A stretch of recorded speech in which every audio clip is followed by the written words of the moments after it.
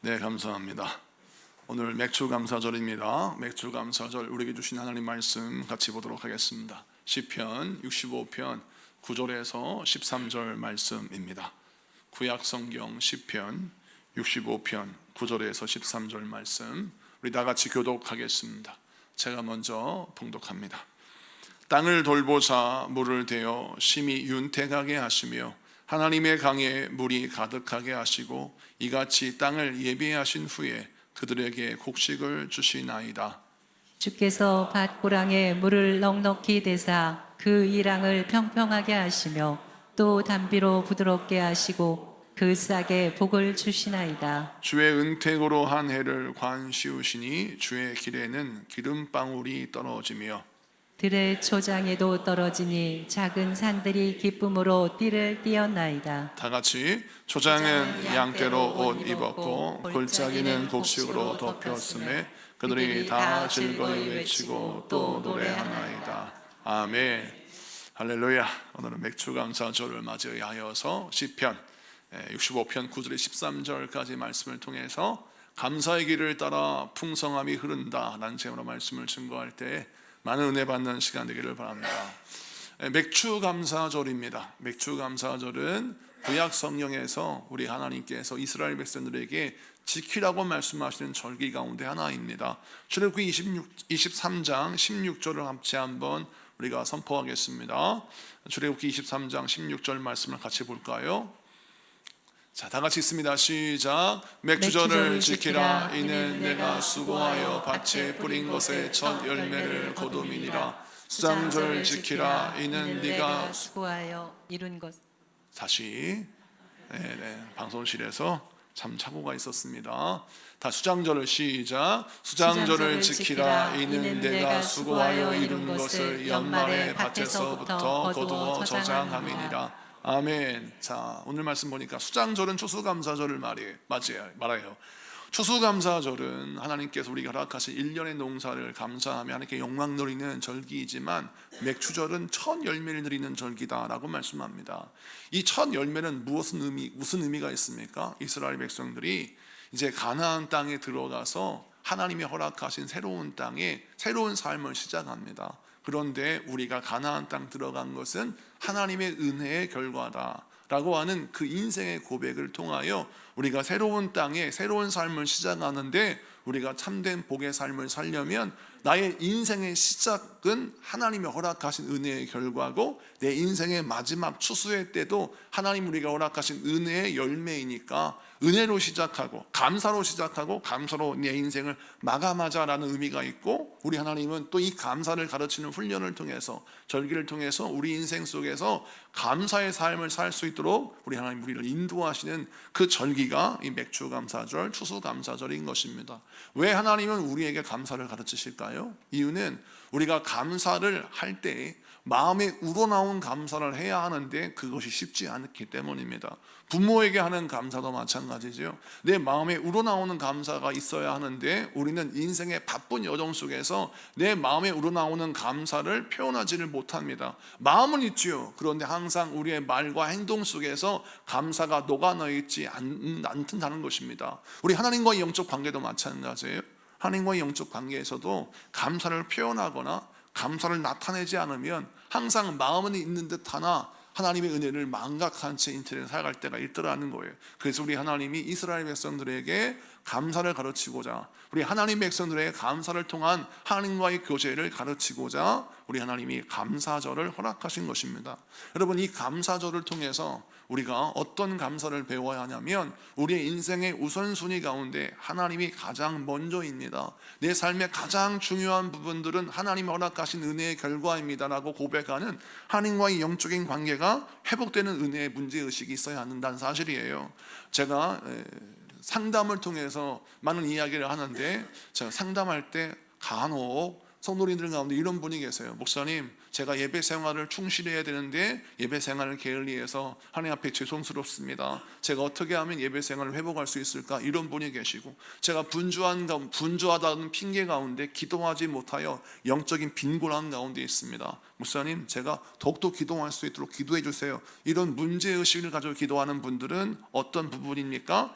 하나님과 나와의 영적 관계에서 우리 하나님을 기쁘시게 하는 삶의 문제의식을 갖고 있어요. 그러니까 하나님을 어떻게 사랑하면 좋을까, 하나님과 어떻게 영적 교제를 하면 좋을까, 이런 문제의식이 있는 사람과 하나님과의 영적 교제에 대한 문제의식은 전혀 없고 내 인생의 부족함 가운데만 문제의식이 있는 거예요. 나의 소유의 빈곤함, 내 인생의 불편함, 또 내 욕심을 채우지 못한 것에 대한 마음의 불평, 이런 것들이 내 마음에 가득 차서 하나님 앞에 나와왔을 때 하나님께 내가 소홀했고 하나님 앞에 기도하지 못했고 하나님 앞에 늘 충성하고 예배하지 못했던 내가 무슨 문제만 생기면 하나님 앞에 원망하고 불평하고 내 인생의 결핍은 마치 하나님이 나를 사랑하지 않은 결과이라고 생각하고 하나님 앞에 늘 따지듯이 불평하고 원망했던 나의 모습을 문제의식을 갖고 바라보지 않습니다. 그리고 이것이 당연하다고 생각해요. 자, 이런 삶을 살면 그는 하나님과의 교제가 깨어지는 겁니다. 여러분, 하나님은 ATM기가 아니에요. 많은 사람들이 하나님을 생각할 때 하나님이 나를 살리시고 구원하시는 하나님이라고 믿지 아니하고 내가 무슨 필요가 있고 무슨 문제가 있으면 그 문제를 해결하기 위해서 비밀번호 누르고 ATM기에 누르면 그에 합당한 금액과 그 합당한 무엇이 나오기를 기대하는 기계인 줄 알아요. 그래서 하나님의 마음은 헤아리지 않습니다.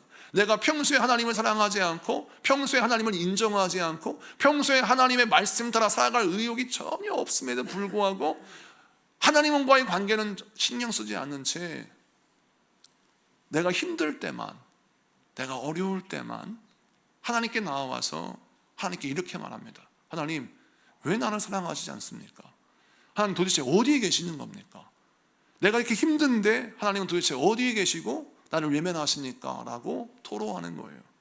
그때 우리 하나님께서 여러분에게 침묵하신 이유가 뭘까요? 이유는 무엇이냐면 여러분과 하나님과의 관계가 깨어졌기 때문입니다. 누구 책임입니까? 하나님의 사랑 없음이 아니라 나의 부족함이죠. 하나님을 사랑하지 않는, 하나님과의 관계를 더 이상 중요하게 여기지 않는 나의 인간의 욕심 때문입니다.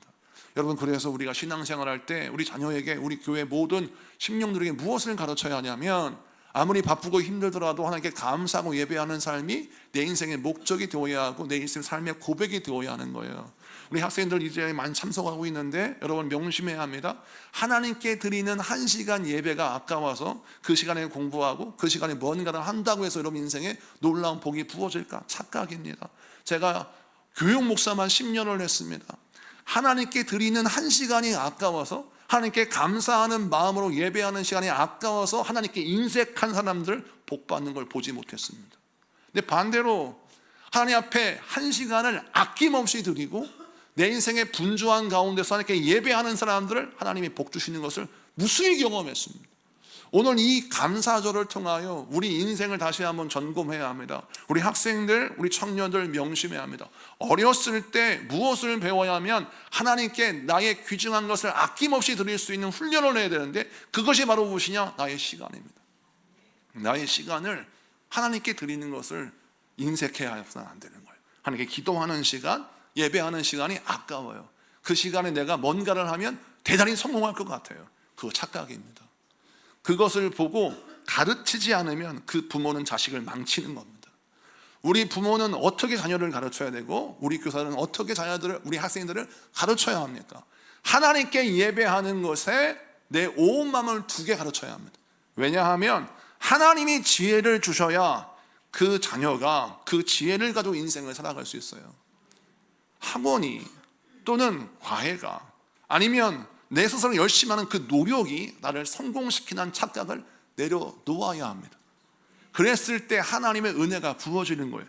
감사절이 왜 우리에게 필요하고 다음 세대에 왜 감사절을 가르치느냐, 왜 세대 통합 예배를 통해서 우리 학생들을 다 모아놓고 감사를 보여주느냐, 이유는 무엇이냐면 그것이 바로 내 자녀가 살 길이요 다음 세대가 살 길이기 때문입니다.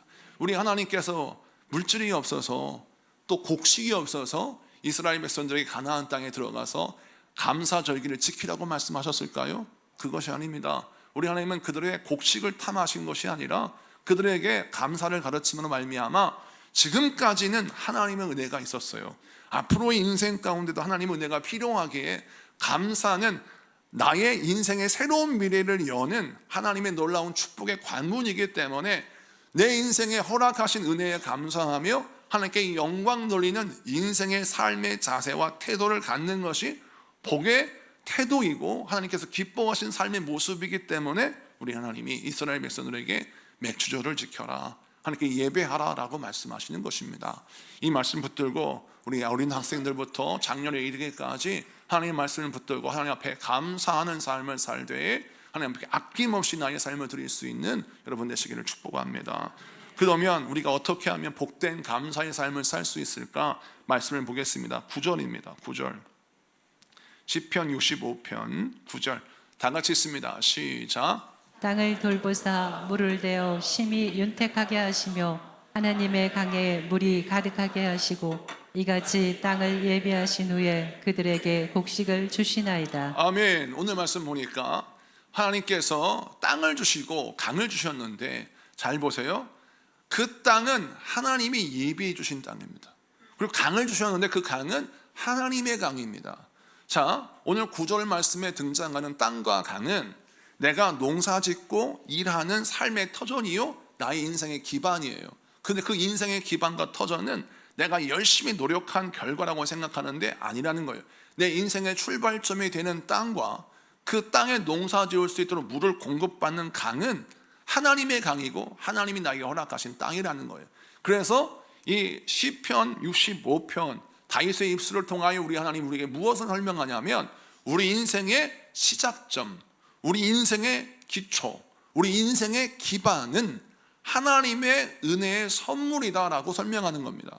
그래서 인생의 시작을 하나님과 함께 시작하라, 이 말씀을 주시는 거예요.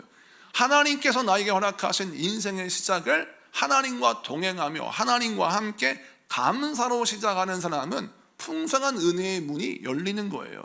자, 그런데 여기에서 문제점이 있습니다. 왜냐하면 우리가 인생을 살다 보면 인생의 출발점이 화려해야 되어야 되는데 화려하지 않고 초라할 때가 있습니다. 저희 교회가 처음 시작할 때 유성 노은 CGV 5층에 시작할 때는 23평 정말 작은 예배당이었고 의자만 10개였어요. 그러니 그곳에 많은 사람이 앉을 수도 없고 또 유아실도 없고 부엌도 없어서 부엌 가스레인지에 도시가스도 연결이 안 돼서 부탄가스로 음식을 데웠습니다. 굉장히 열악한 환경이었어요. 우리 교회의 출발은 누가 봐도 초라한 것이었습니다. 그런데 그 초라한 시작을 주님과 함께 시작하고 주님과 함께 또 이것을 감당했을 때 하나님은 우리 주님께서 우리 지구촌 소망교회를 매년마다 부흥시켰고 우리 주님께서 지금 이 자리까지 인도하셨습니다. 여러분 인생의 시작도 보십시오. 남들에게 자랑할 만한 시작입니까? 막상 내가 생각할 때는 남들보다 뭔가 멋지게 인생을 시작할 수 있는 것 같았는데 막상 인생을 시작해 보니까 사회초년생들 직장에 가보니 내 지식의 한계를 느낍니다.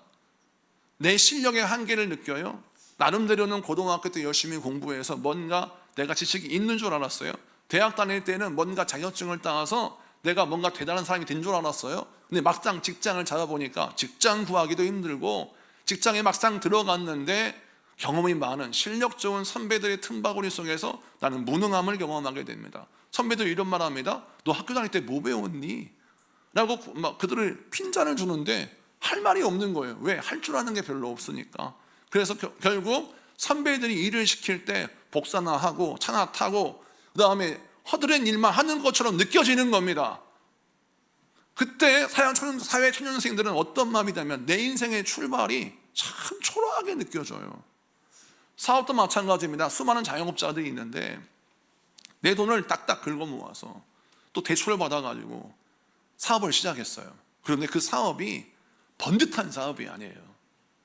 가게도 작고 또 1인 기업에다가 또 여러 가지 하드웨어도 초라해서 인테리어도 멋있게 하고 싶었지만 돈에 맞추다 보니까 인테리어가 초라한 거예요. 결국 장사는 시작했지만 매출도 오르지 않고 내 마음속에 이런 마음이 듭니다. 내 이 초라한 시작, 답이 안 나온다 라고 생각하는 거죠. 또 어떤 이런 사람이 있습니다. 여러분 실패를 한번 맛보았어요. 인생의 새로운 시작을 경험하기 위해서 인생을 재기하기 위해서 다시 넘어진 자리에서 재기하는 삶을 살려고 해요. 그런데 한 번 실패를 경험했으니 새로운 시작도 정말 어려운 일이라는 거예요. 그래서 많은 사람들이 하나님과 함께 시작하는 나의 삶이 초라하다라고 느껴지는 경우가 많다라는 것입니다. 자, 이러한 생각을 젊은이들도, 많은 장년들도 이런 생각을 합니다. 그럴 때 우리 하나님이 우리에게 무엇을 알려주십니까? 시작이 초라하든 부족하든 간에 하나님과 함께하는 시작은 하나님께서 복으로 인도해 주신다는 겁니다.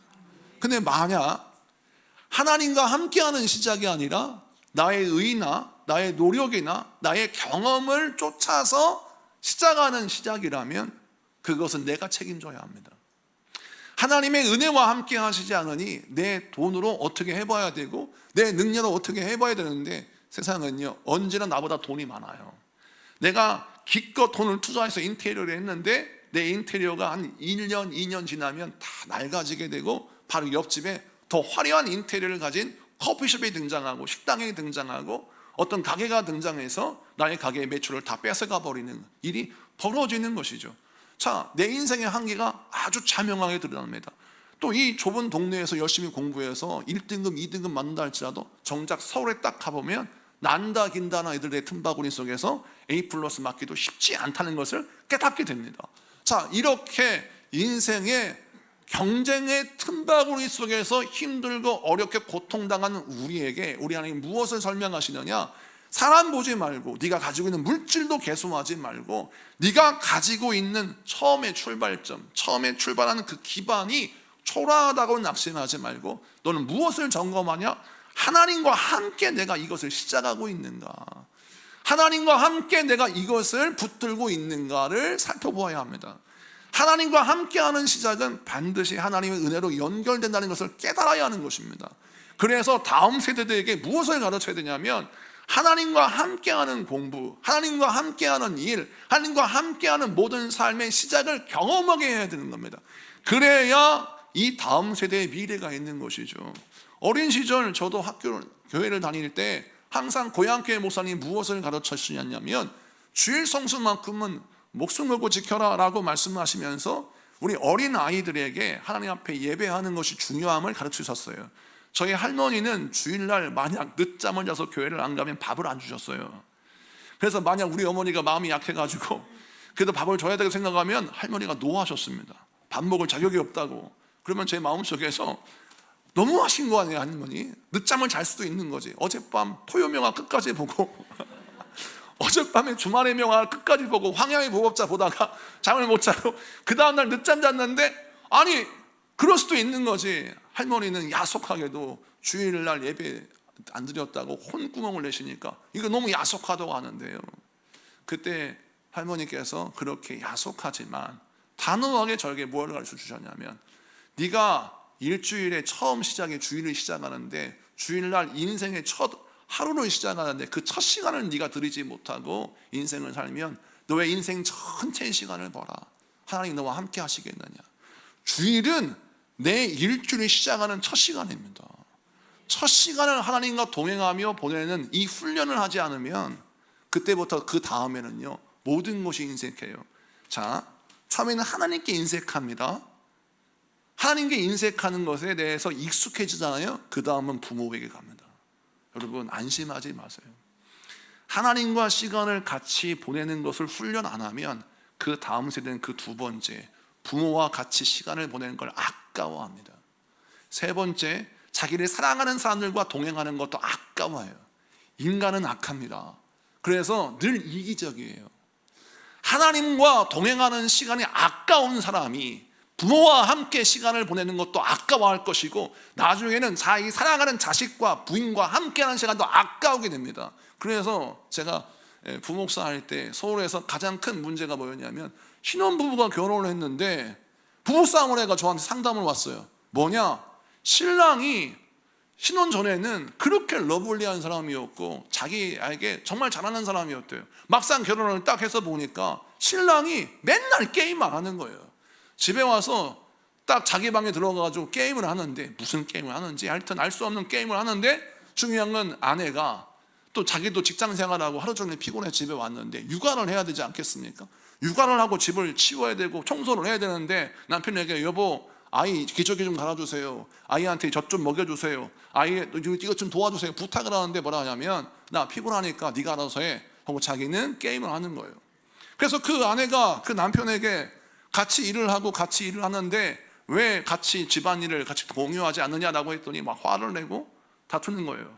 그리고 아이를 돌봐야 되는데 왜 돌보지 않냐라고 하니까 그 아이 내가 낳고 싶어서 낳았어? 라고 말을 하는 거예요. 그 싸움이 일어나는 거예요. 왜 그런 일이 벌어질까요? 사랑하는 사람을 위하여 사랑 때문에 내 시간을 내어주는 것이 아깝다고 하는 것에 대한 익숙함이 벌어지는 결과입니다. 여러분, 우리 청년들, 우리 학생들 잘 봐야 합니다. 어떤 배우자를 만날 것인가를 잘 보십시오. 하나님께 나의 시간을 드릴 때 아까워하지 않는 자, 사랑하는 사람들과 같이 대화하는 것이 아까워하지 않는 자, 섬기고 봉사하는 시간이 기꺼이 내 삶에 드리는 시간이 있는 자를 만나야 하는 겁니다. 그런 사람은 그런 습관을 갖고 있기 때문에 사랑하는 사람을 위하여 청소하고 사랑하는 사람을 위하여 시간을 내어주고 그와 대화하는 것이 익숙한 사람이 여러분 좋은 배우자인 것이죠. 여러분 신앙생활도 마찬가지입니다. 우리 하나님이 우리에게 무엇을 원하시느냐, 처음에 인생의 시작을 할 때 항상 명심해야 될 것은 하나님이 우리에게 무엇을 원하시느냐, 처음 시작을 하나님과 동행하면서 하나님 앞에 하나님 내가 첫 것을 하나님께 드립니다, 나의 첫 시간 하나님께 드립니다, 하나님 주일은 하나님께 영광 돌리는 귀한 시간이니까 첫 시간 하나님께 드리고 내 인생을 살아갑니다 라고 살아가면요, 우리 하나님께 드린 그 한 시간이 여러분 인생의 그 나머지 시간을 복되게 하는 은혜의 통로가 되는 거예요. 여러분 룻기 2장을 보면 룻이 남편을 이제 여의고 홀로 돼서 인생에 살아갈 길이 막막한 상태에 있을 때 자기 시어머니 나오미와 함께 베들레헴으로 돌아갑니다. 근데 그 시어머니와 함께 베들레헴에 들어갔는데 먹고 살 길이 없는 거예요. 그가 선택할 수 있는 유일한 직업은 남의 밭에 가서 이삭을 줍는 거예요. 그 남의 밭에 이삭을 줍는 것이 그 당시에는 가장 가난한 사람들이 선택할 수 있는 선택지예요. 그 일을 한다는 것은 뭘 뜻하느냐, 남의 밭에 이삭을 줍고 있는 것을 보기만 하면 사람들은 그 사람을 뭐라고 평가하냐면 아, 저 사람 매우 가난하구나 라고 생각할 수밖에 없는 것이죠.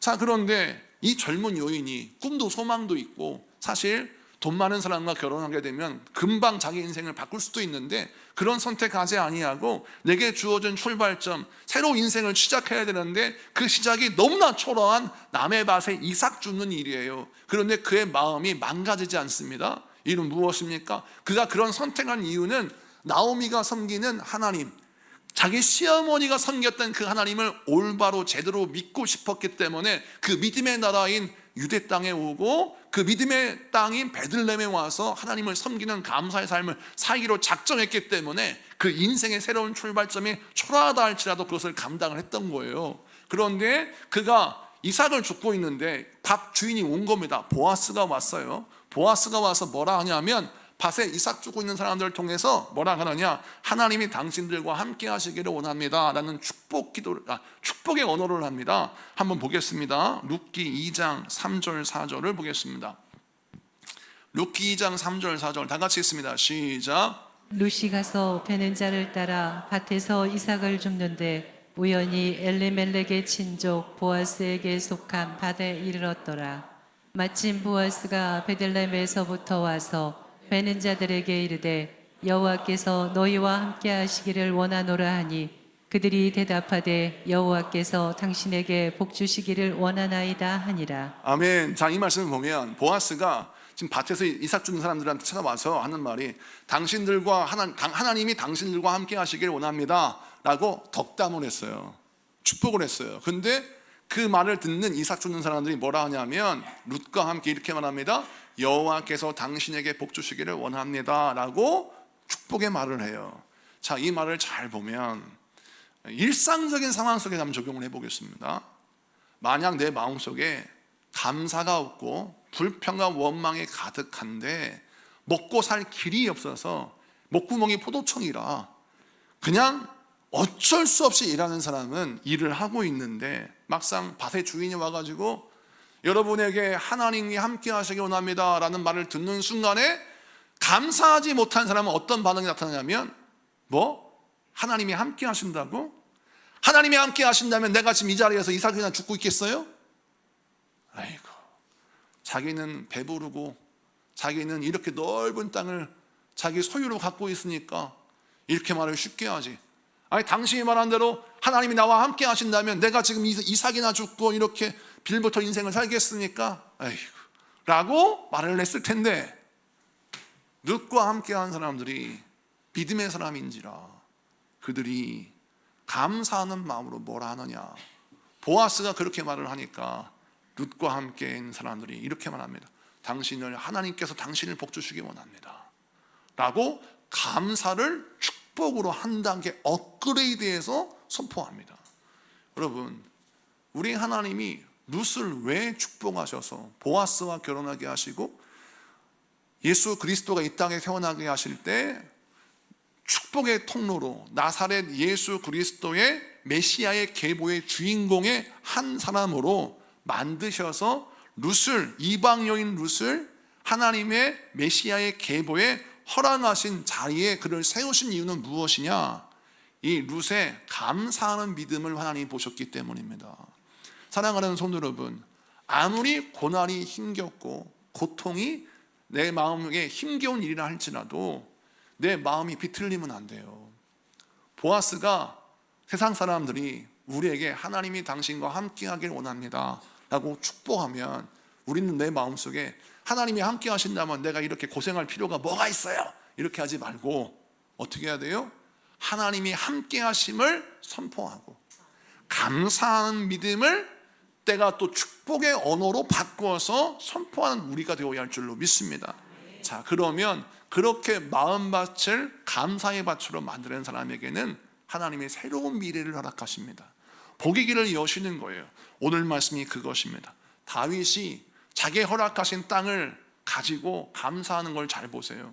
그가 지금 처한 땅은 어떤 땅입니까? 사울 왕에게 쫓겨다니며 도망다니는 땅이에요. 불안한 땅, 부족한 땅, 열악한 땅이에요. 근데 그 땅을 주심을 감사하고 그 땅을 하나님이 예비하셔서 이게 허락하셨다고 감사하는 거예요.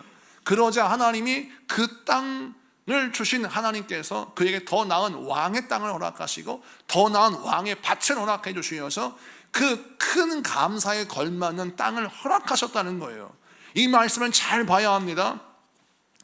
하나님이 우리에게 허락하신 시작점이 초라하다는 것은 하나님이 아세요. 하나님이 아십니다. 그런데 나의 인생의 시작이 초라한데 하나님 나에게 이런 복을 주시니 감사합니다. 하나님과 함께 이 하나님이 허락하신 선물을 복되게 사용하기 원합니다 라고 영광을 돌리고 크게 영광 돌리잖아요. 그러면 우리 하나님께서 그 믿음을 보시고 그 영광 돌리는 감사의 고백의 크기만큼 우리의 삶을 크게 하세요.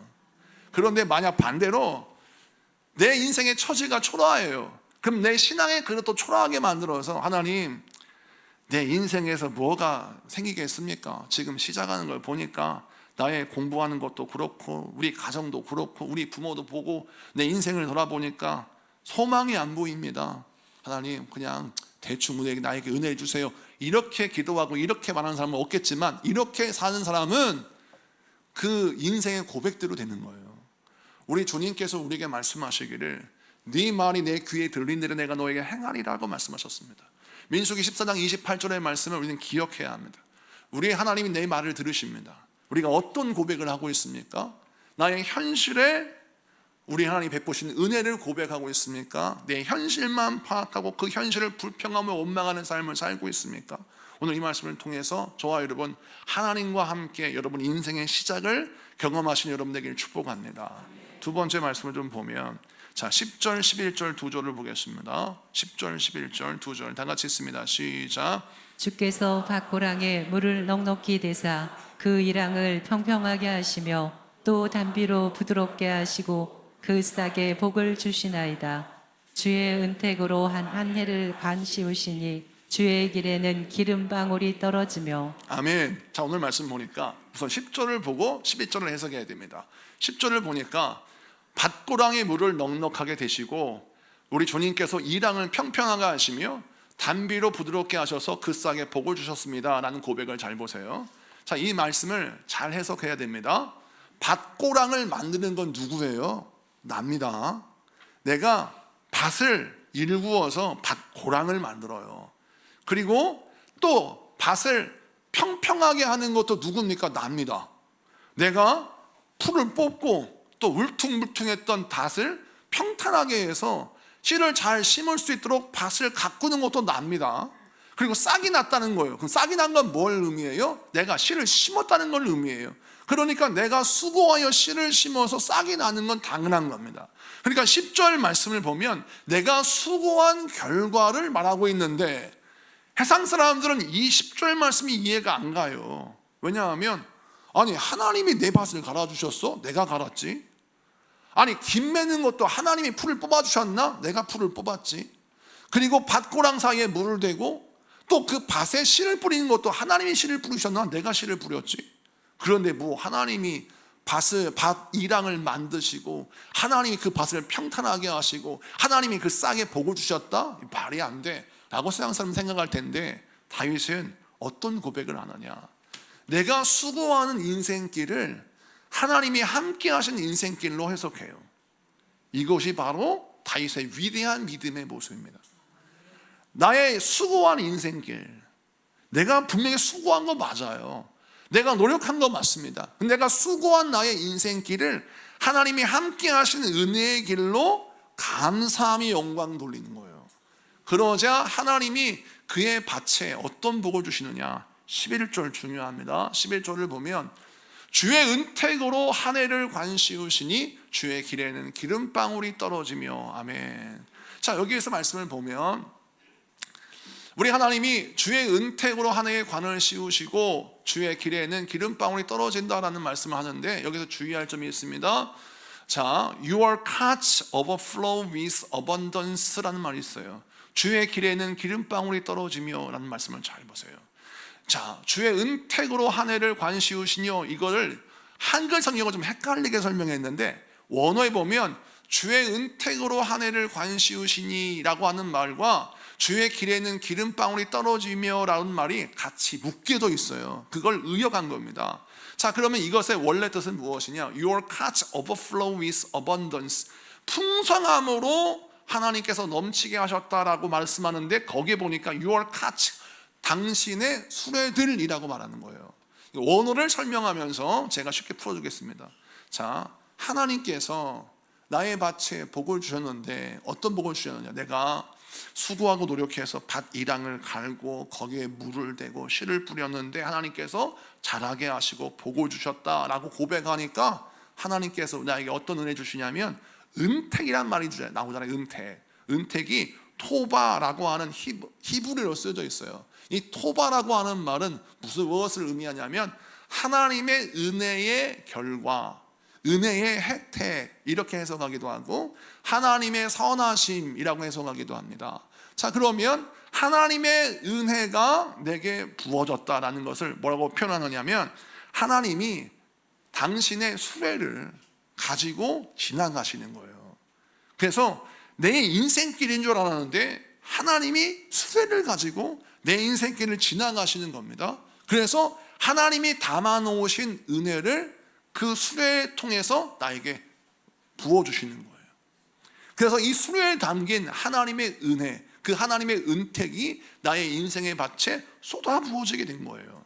자, 그래서 이 말씀이 주시는 의미가 바로 무엇이냐면 내 인생길을 내가 수고한 길로만 해석하는 사람은 이 하나님의 수레가 그의 인생에 없어요. 그런데 내 인생에 수고하는 길을 하나님의 은혜의 길로 해석하는 사람에게는 하나님의 은택의 수레가 등장하는 것입니다. 그래서 그 은혜의 수레를 통하여 뭐가 떨어지느냐? 오늘 본문 말씀 보니까 기름방울이 떨어지며 라고 했어요. 이 기름방울은 뭐냐면 하나님의 은택의 열매를 말합니다.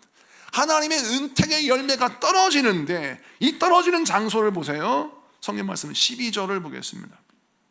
12절 13절 다 같이 읽습니다. 시작. 들의 초장에도 떨어지니 작은 산들이 기쁨으로 띠를 띄었나이다. 초장은 양떼로 옷 입고 골짜기는 곡식으로 덮였음에 그들이 다 즐거이 외치고 또 노래하나이다. 아멘. 자, 성경 말씀 11절에 주의 길에는 기름방울이 떨어지며, 이 기름방울이 떨어지는 장소가 12절 13절에 연결되어 있는데 보니까 초장에 떨어지고 또 들의 초장에도 떨어져서 또 곡작에 떨어져서 하나님께서 복을 주시는데, 들의 초장에는 하나님께서 복을 주시사 모든 산들이 기쁨으로 넘치게 되고, 또 푸른 초장에 떨어지니까 양떼가 잘 돼가지고 양떼가 옷을 입는 것처럼 양모도 잘 거두게 되고 양고기도 잘 얻을 수 있는 풍족한 목축업의 사업이 일어나고, 그 다음에 골짜기에는 곡시로 덮여서 하나님의 놀라운 복이 부어졌다, 이 말씀을 설명하고 있어요.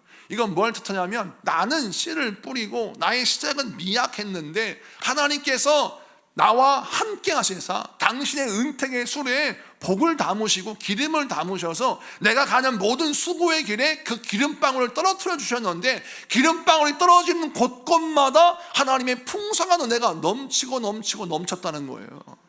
그래서 이 복이 다윗에게 주어졌으므로 하나님께 영광 드리고 감사하는 것입니다. 자, 그럼 이 은택이라는 토바라는 말이 또 어디서 나오느냐? 시편 23편에 등장해요. 시편 23편 6절을 보겠습니다.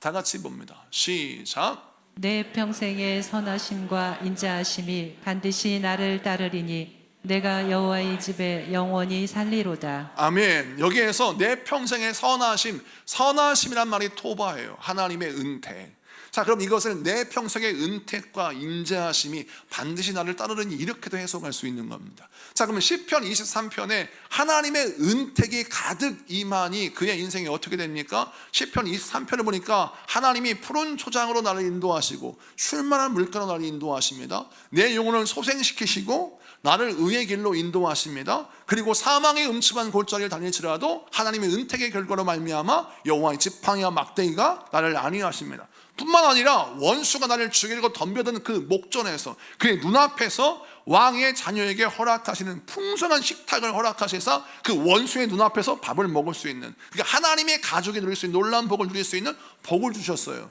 이 모든 복이 어떤 결과예요? 은택의 결과라는 거예요. 하나님의 은택의 수레를 가지고 다윗과 함께 동행하시니까 그 은택의 기름이 떨어지는 곳곳마다 푸른 초장이 되고 쉴만한 물가가 되고 의의 길로 인도하시는 길이 되고, 또 영원히 소생하게 되고, 또 사망의 음침한 골짜기에 그 은택의 기름방울이 딱 떨어지니까 여호와의 지팡이와 막대기가 나타나서 나를 지키시더라는 거예요. 원수가 나를 죽이려고 눈을 부릅뜨고 나를 쳐다보고 있는 그 현장에서도 하나님의 은택의 기름이 떨어지니까 식탁에 딱 나와가지고 내가 하나님의 자녀여 왕의 가족이라는 걸 보여주는 놀라운 복이 부어지더라는 거예요. 그래서 우리의 인생에 뭐가 필요해요? 하나님의 은택의 수레가 필요한 거예요. 그럼 은택의 수레는 어떻게 주어지는 겁니까? 하나님, 나의 인생의 수고한 길은 전적인 하나님의 은혜의 결과입니다 라고 감사하는 이 감사를 통하여 은택의 수레가 여러분에 주어지는 것입니다. 여러분, 여러분의 인생 가운데 이 토바의 은총이 임하기를 축복합니다. 다윗의 고백처럼 내 평생의 여호와의 선하심과 여호와의 인자하심이 영원히 나와 함께하기를 원합니다. 이 고백을 왜 합니까? 다윗의 인생을 돌아볼 때 내 노력을 얻은 인생이 아무것도 아니에요. 하나님의 전적인 은혜를 얻어진 인생임을 고백하는 거 아니겠습니까? 저와 여러분이 오늘 이 말씀을 통해서 무엇을 결단해야 합니까? 하나님, 내가 날마다 나의 모든 인생길에 하나님이 부으신 하나님 은혜에 감사하며 내가 살겠습니다. 고백하고, 하나님이여, 주의 은택의 수레가 나의 가정에 기름을 떨어주시고 나의 인생의 일터에 기름방울을 떨어주시고, 하나님, 나의 인생의 수많은 삶의 현장 가운데 당신의 기름을 떨어뜨려 주셔서 그 은택의 기름이 내 인생을 복되게 하여 주시옵소서. 기도하는 여러분 되기를 축복합니다. 말씀 마치고 정리합니다. 우리 하나님은 인생의 첫 출발과 인생의 과정을 통해서 하나님이 함께 하심을 증거하고 선포하고 증언하라고 말씀하십니다. 처음 시작을 하나님과 함께 했다면 인생의 과정도 하나님과 함께 하는 것입니다. 하나님과 함께하는 인생에는 하나님이 복을 허락하시는데 그 놀라운 은택의 기름을 하나님의 수레에 싣고 여러분과 동행하실 것입니다. 여러분, 눈에 보이는 세상 것을 바라보며 일희일비하지 마시고 눈에 보이지 않는 하나님의 은택의 수레를 바라보시고 주님과 동행하신 인생을 살아가 여러분 삶 가운데 여러분의 들과 산과 가정과 모든 삶의 지경 속에 하나님의 은택의 기름이 넘쳐나기를 축복합니다. 기도합시다.